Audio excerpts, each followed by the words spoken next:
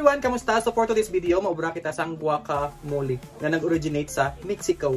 Since ang Mexico, dito naghalin ang avocado. So sa aton nga mga ingredients, cilantro, onion, salt, tomatoes, lime, chili. Kagang aton, pabida-bida nga avocado!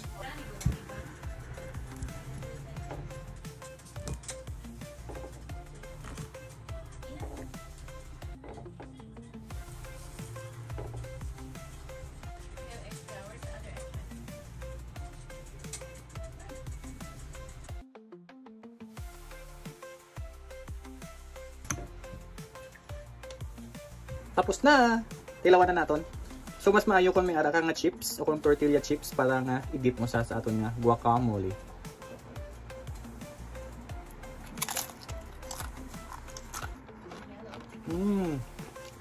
Lama?